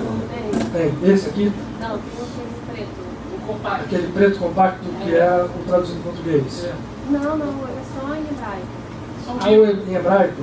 Você consegue reconhecer em hebraico onde está? Não, porque quando eu estudei Cabala, me disseram que bastava escanear. Sim, o Zorra que você tem em casa, ele tem uma vibração, certamente. Ele produz um estado vibratório muito característico. Olha só, uma das formas que você tem para conectar com o Pinhas, eu até marquei aqui, você fez uma pergunta que a pouco valeu com o guardanapo. Sabe o que eu podia fazer, Mário? Tira um. Eu vou mostrar o nome ao vou, só mostrar. Porque eu queria que valesse. Tira a foto disso daqui, disso. Não, depois. Olha só, da página 208 até a página 200. Não, você não vai botar não, você põe isso. A gente tem a página da casa. Então a proposta que eu faço é essa. Por que razão? Essa passagem que está aqui, essa conexão com o Pinhas se faz através de uma das expressões mais misteriosas da manifestação divina, que são a carruagem vista pelo profeta Ezequiel. As raiotes, que são aquelas vibrações que vieram naquela roda, não sei se lembra do profeta Ezequiel, no livro, porque ele tem aquela visão. E essa manifestação vem através de um anjo da face, chamado Metatron. Metatron é um anjo mais ligado à face divina por ser a expressão mais poderosa, é o Cristo interno, é o Messias interno de cada um de nós. E esse anjo da face, quando você medita nele, se consegue fazer essa meditação, ele traz a cura. Essa passagem aqui, na passagem de Pinhas do Zorra, chama exatamente a carruagem de Ezequiel. E ela explica aqui como é que você chega, está muito bem explicado, como você pode chegar a meditar em Metatron, inclusive usando, e vindo de encontro a tudo que nós estamos falando aqui, que não há outra forma de chegar a essa ligação com a cura, senão através de um amor incondicional. E ele fala especificamente de 4 nomes que já foram surgidos aqui, e os nomes estão aqui, que são o nome do poder da mente sobre a matéria. Você parte dele para poder você pegar a sua mente, unir a mente do alto e ir modificando a matéria, no sentido de matéria, qualquer matéria, seja matéria sutil, seja matéria dita física. A morte da morte, que é o número de número 46. A criação da ordem a partir do caos e o amor incondicional. São então 4 nomes que são utilizados na Parashá de Pinhas, nessa passagem especificamente, e depois um 5º nome que é para você ter certeza absoluta. Você sair do grau de dúvida e do grau para atingir a certeza absoluta. Está muito bem posto aqui. Então, como a gente não tem tempo, senão eu explicaria isso mais abertamente. Oi? Da página 208 até a página 211. No livro, a gente digitaliza e dispõe na página, está em inglês, mas é um inglês fácil de ler, sem nenhuma complicação. E aí, ao longo dessa semana, não dá para a gente estudar os 2 volumes de Pinhas do Zorra. Então, esse daqui resume tudo aquilo que está sendo buscado de cura, porque a ligação com o Metatron leva a vida. Só para mostrar, Metatron tem no seu nome 2 letras T, uma atrás da outra. afins, isso aqui é bastante. É o equivalente ao T. É um negócio parecido com isso. Se vocês olharem, vai lá. Os dois textos. O número na Kabbalah é igual, as letras são números, e a numerologia é associada. O texto é 9, é a letra que equivale ao número 9. Ela está em metáfora 2 vezes com essa bolinha que vocês estão vendo. 9 somado com 9 dá 18. E 18 é a numerologia. Voltamos à palavra. De Rai, que é 8 de Het e 10 de Yud. Vou fazer um bonitinho aqui. Rai é 18, Metatron, 9 mais 9 é 18. Amor incondicional e vida então estão absolutamente ligados. Quem tem o amor incondicional vence a morte.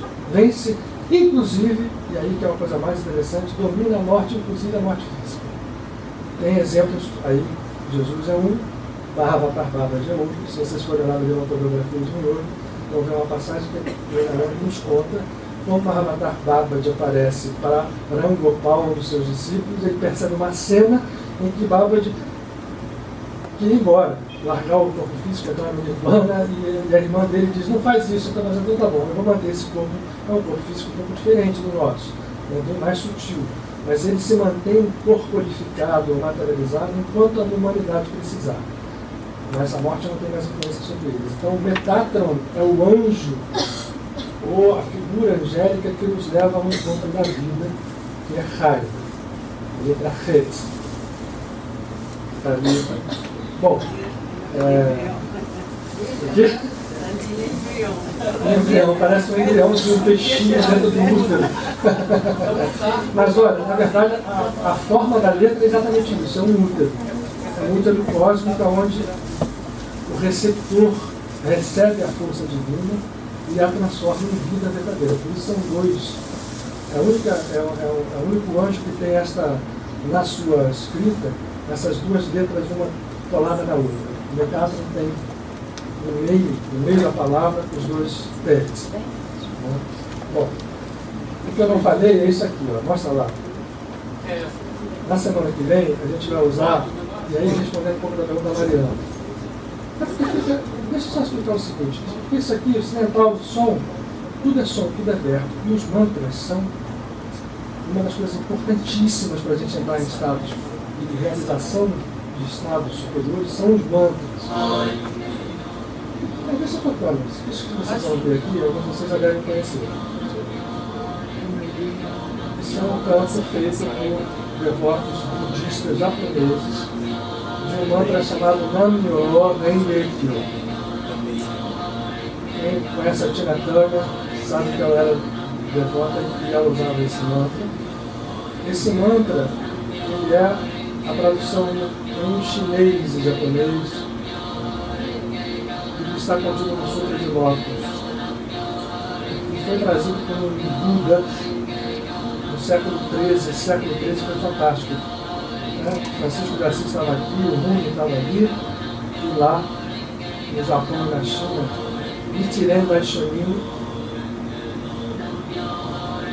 trouxe esse mantra que ele simboliza dentro dele, dessa simplicidade aqui, toda a ligação com a essência, com a cura, com o desfazimento do karma e a entrada do dharma divino. Ele reflete a mensagem do Buda no Sutra de Lótus, onde o Buda diz com toda clareza que ele não era um ser materializado ali. Ele sempre existiu, porque o estado búdico é a essência divina que sempre existiu. E o entrar no Nirvana, para ele, era apenas um fato aparente, porque ele estava no Nirvana sempre, mas ele preferia ficar esse. Se faz não, se vocês experimentarem fazer isso, está cheio disso na internet. Então, esse é da internet, por acaso, é o que a gente escolheu. São mulheres e homens que são velhos. Se vocês experimentarem fazer isso, eu diria que vocês vão se surpreender. Tá, o nome apareceu aí? Então Vai lá. Em japonês, vocês querem japonês? Sim. Esse é o Daimoku. Isso não é um mantra, não. Isso aqui é de onde ele sai. Nam, Myo, Ho, Renge, Kyo. Nam, Myo, Ho, Renge, Kyo. Inclusive, a utilização vibratória é Nam, Myo, Ho, Renge, Kyo. Os membros inferiores. Ele começa daqui, do chakra entre as sobrancelhas. Nam, Myo, Ho, Renge, Kyo, Nam, Myo, Ho. E se vocês começarem a falar, é muito fácil. Eu escolhi isso porque ele é muito fácil e ao mesmo tempo muito poderoso. Ele transforma as situações físicas. Nam, Myo, Ho, Renge, Kyo. Renge é a flor de lótus, que é o símbolo mais perfeito da. O lótus nasce no lodo e traz um perfume absoluto, então mostrando a unidade da vida. A transformação. Oi?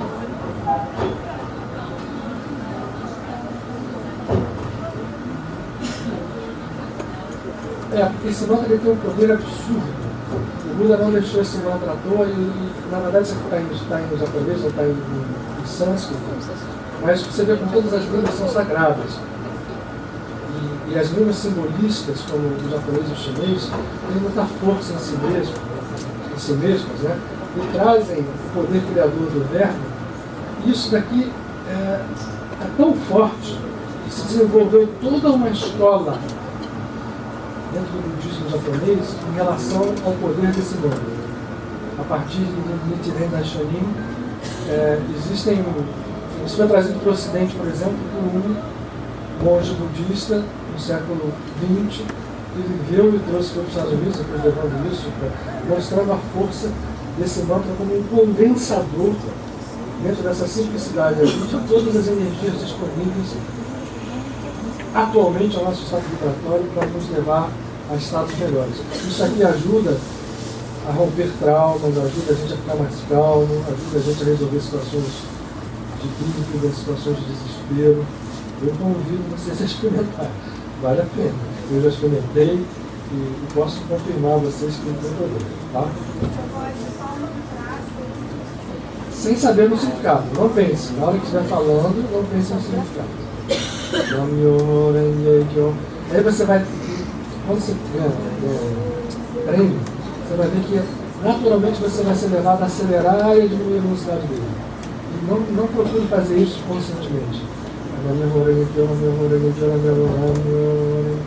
Você vai sendo levado, e às vezes em 5 minutos basta você chegar a um estado.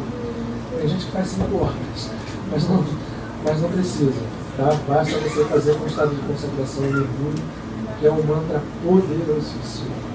Eu queria compartilhar com vocês, então avançamos no horário. Seja a nossa oração disso então hoje, então, eu só queria fazer 2 minutos aqui, queria uma oração de 2 minutos para vocês.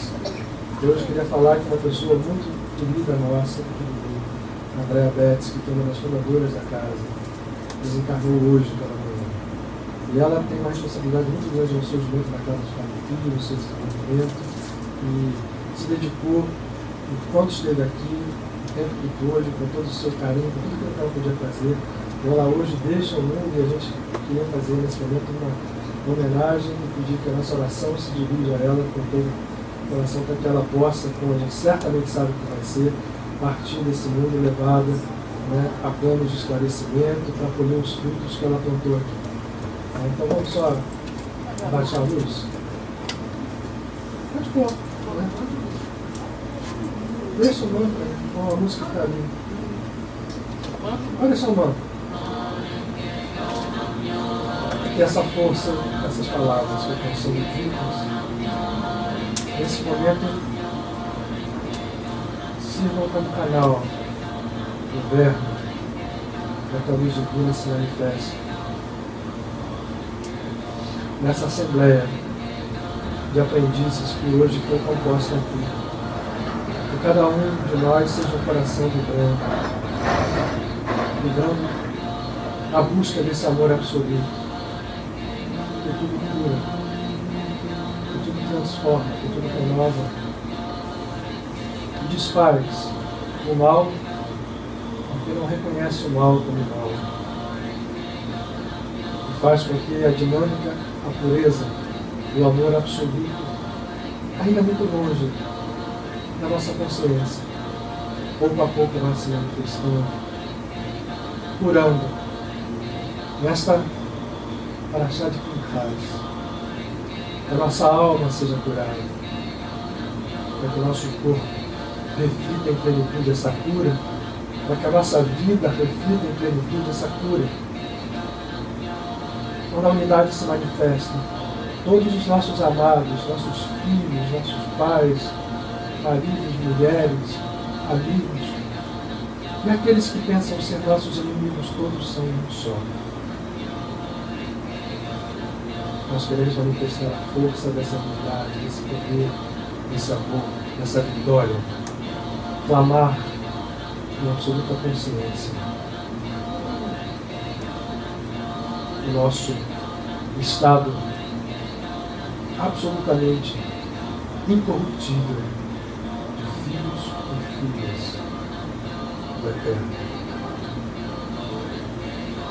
Nesse momento, todos nós aqui, fortalecidos, todos os nossos amados, com o Padre Pio, possamos pedir para a nossa irmã Andréa Vélez, que hoje deixou o corpo físico, receba a luz, a paz, e seja descortinado à frente dela um caminho novo, uma vida nova e plena. Que essa paz se manifeste sobre todos nós, sobre todos aqueles que necessitam, nesse momento, sobre a novidade de Deus. Que a força desse verbo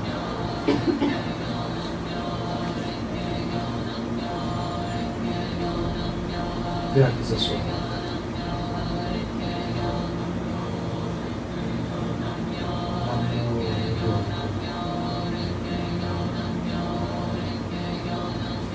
Obrigado, Senhor. Graças a Deus.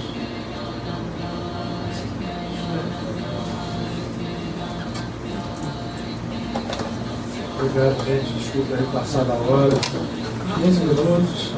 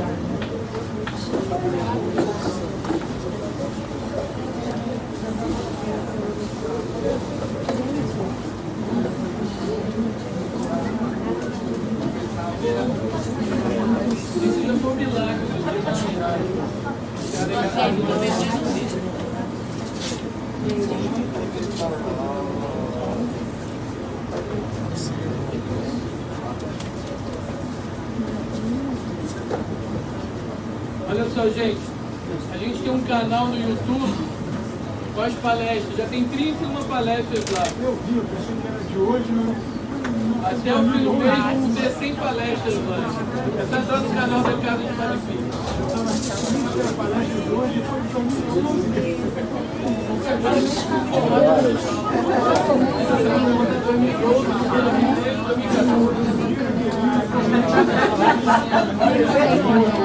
E aí depois eu vou botar ele em 97, 92, vai demorar um pouquinho.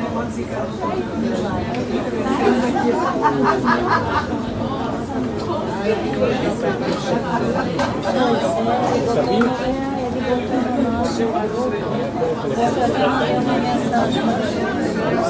falei pra ele que eu vou assumir. Semana passada eu tinha mandado que ninguém estava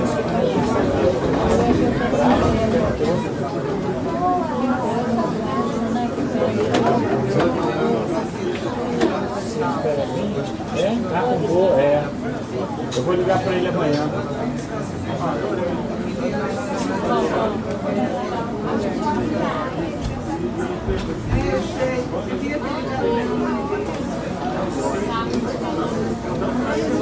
E aí, foi jogar bola? Obrigado.